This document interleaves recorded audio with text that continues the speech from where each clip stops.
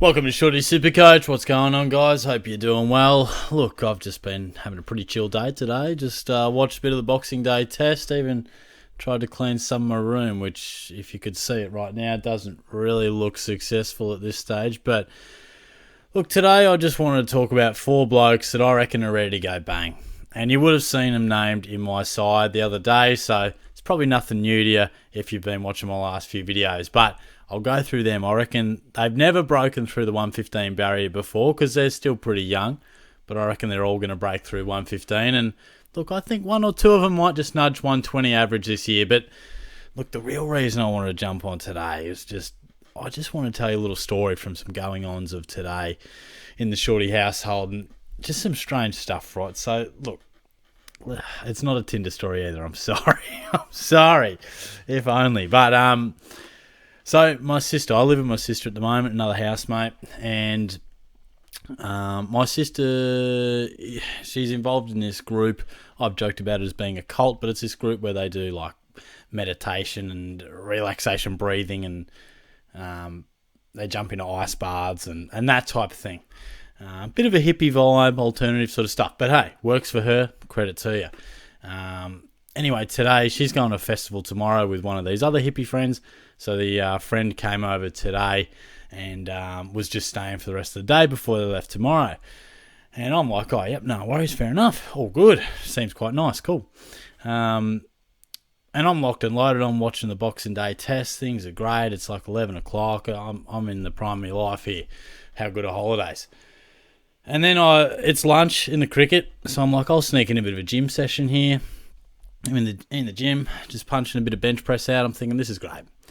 I'm on holidays, got some leftover Thai food. That's lunch. Just going to watch the second session with that.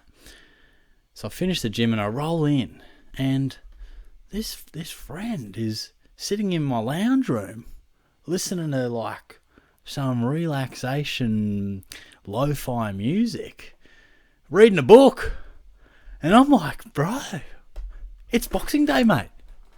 And who are you?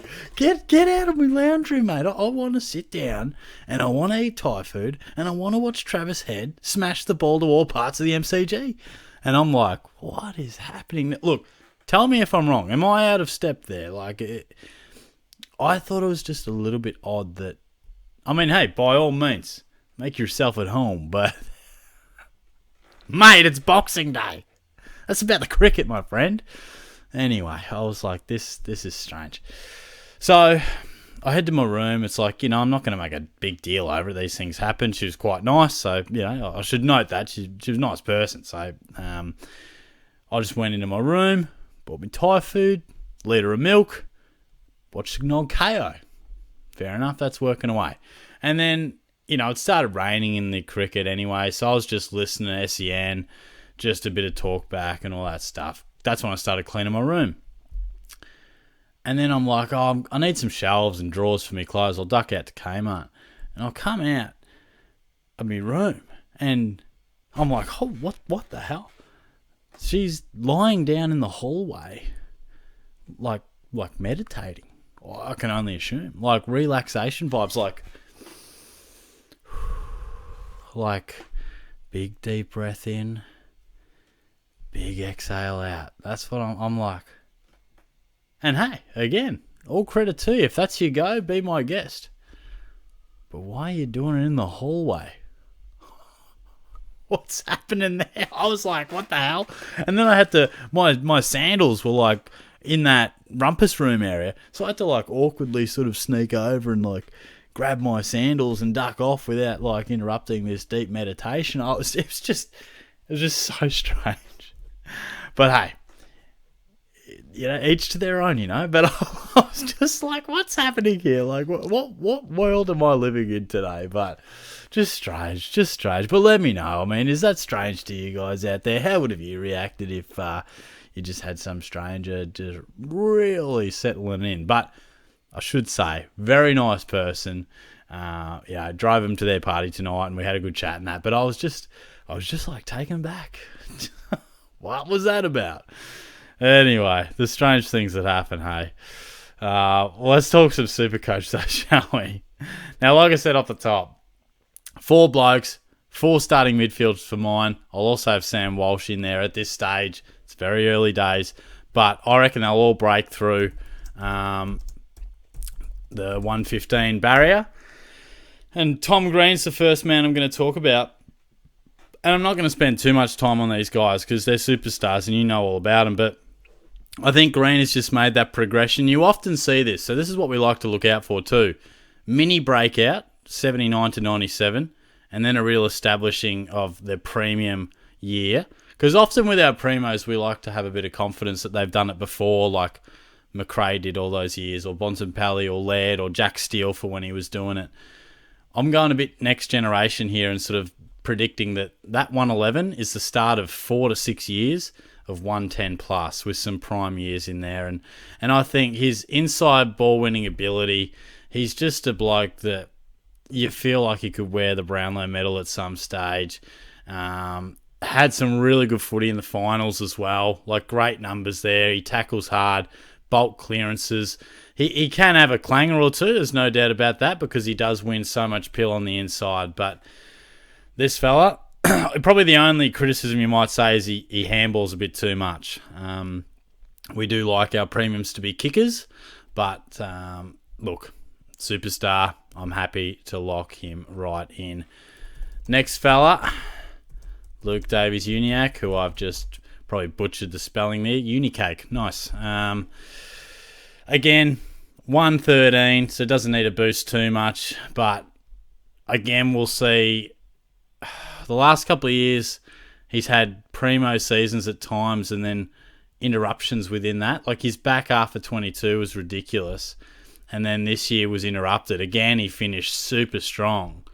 And he started super strong, but just had some injuries and some late withdrawals from matches, which would have caused a lot of you guys out there quite a few headaches, because I know he was popular selection at the time. But some people might have a bit of that standoffish factor from him because he might have burnt you. But I'm thinking this guy is probably the closest thing that I can recall to Chris Judd, the way he bursts away from stoppage in such a powerful way. Like we've seen some amazing midfielders, but he's just got that 3 to 4 metres of acceleration and just the way he runs, it's just Chris Judd-like for mine. And he's got that ceiling, there's no doubt about it. All he has to do is get his body right, and maybe he'll cop some tags in a pretty weak North Melbourne midfield, but teams don't tag that often anymore.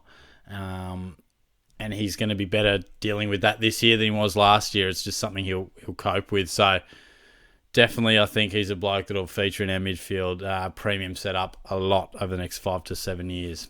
All right, next up we have an old mate of mine, Errol Goulden. If you're a regular watcher of this channel, or even just as recent as last year, you'll know the pain this bloke caused me. And if you didn't watch, let me just quickly bring you up to speed. Last year it didn't start with him. Went 115, 107. Brought him in before the price change. Scored 85, 102, 88. Nothing bad, but also, I wasn't convinced that he was an absolute premium because he was still young. He only averaged 85 the year before. Scores 47 down at the Cattery. I'll watch every minute of it. I'm watching him like a hawk, hyper fixated on his role. He's out on a wing. I'll get nervous. I panic. I trade him out. And then look what he does. 119, I'm like, yeah, that hurts. 156. And then, the rest of the year was just utter pain. It got to a point where I just couldn't even bring him in, and it was just a disaster. So I won't be making the same mistake this year. I think, like Davies-Uniacke, that ceiling is ridiculous, the way he can literally rack up 40 touches and kick multiple goals. And if Tom Green was a bit more of a handballer than a kicker, I mean, this guy's the opposite. 19 kicks to the 7 handballs, and when you got a left boot like him, why wouldn't you? His creativity with his ball use is outstanding, and you just feel like he's entering what will be a golden window of him dominating the competition. And I certainly want to be with him this year, unlike last year. But rounding it out, again, I'm not throwing anything unique here at you. I mean, that's one thing with premiums. Let's just nail them and don't go too crazy on point of difference sometimes. You just got to get those primos right. But even Butters presents weirdly some sort of value because his first 4 to 6 weeks weren't that great, and then he really got thrust into the centre bounce and he was ridiculous. You know, he barely went under 100. Again, was just super consistent, and look at that back end of the year. It's just insane. 5 weeks of like 130 plus, basically. Might have been 129 in there. That was it. So, and a pretty solid finals. You know, I think the semi, from memory, he struggled, wasn't at his best, but he certainly wasn't alone for Port Adelaide in that regard, and was pretty solid in the loss to the Lions. But yeah, I think these 4 blokes, while they all had really, really good years last year from a footy sense and a Supercoach sense, I can't see them slipping below 110 from an average point of view. And at their best, you just feel like they have a 120 season in them at some stage. Whether it's next year or not, we'll wait and see. But I think they're guys that we can trust a lot. Clearly, some people might be a little nervous that they haven't done it too much before, just the 1 year. But, I mean, we've seen these guys promising to deliver what they did. And I just think this is the start of an upward trend, a peak window, whatever you want to call it, that they're just going to dominate the comp. And I'm happy to lock them into my side. So barring any injury or crazy news that really makes me get a little bit nervous about that, they'll be my starting 4 mids alongside Sammy Walsh at this stage. So let me know your thoughts. I'd love to hear from you. Cheers.